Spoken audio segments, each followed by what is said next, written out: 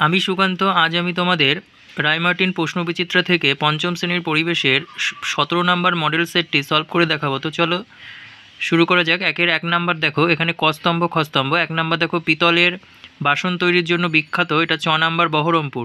1-এর 2 বৃহত্তম railway station, ঘ number Kharagpur. 1-এর 3 চিংড়িখালি দুর্গের ভগ্নাবশেষ আছে কোথায়, না ক নাম্বার ডায়মন্ড হারবারে। 1-এর 4 বোটানিক্যাল গার্ডেন আছে কোথায়, 6 নাম্বার হাওড়া। 1-এর 5 দ্বারকেশ্বর নদীর তীরে অবস্থিত, গ নাম্বার আরামবাগ। 1-এর 6 ফোর্ট উইলিয়াম আছে, খ নাম্বার দেখো কলকাতা।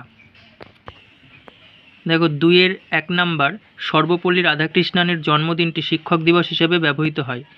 2-এর 2 নাম্বার ধান কাটা ও ঝাড়ার আধুনিক যন্ত্রের নাম হলো হারভেস্টার। 2-এর 3 সার্ডিন একটি সামুদ্রিক মাছ।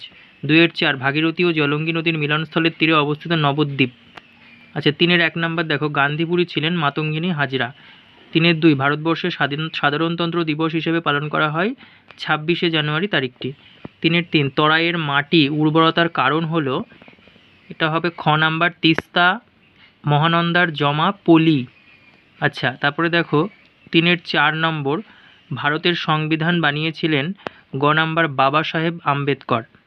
আচ্ছা 3-এর 5 নাম্বার মহানন্দার পশ্চিম দিককে দুভাগ করেছে কালিন্দী নদী, ঘ নাম্বার কালিন্দী নদী। 4-এর 1 নাম্বার একটি নিত্যবহ নদীর নাম লেখো, গঙ্গা। 4-এর 2 নাম্বার সুন্দরবন অঞ্চলের 2টি নদীর নাম লেখো, মাতলা বিদ্যাধরী।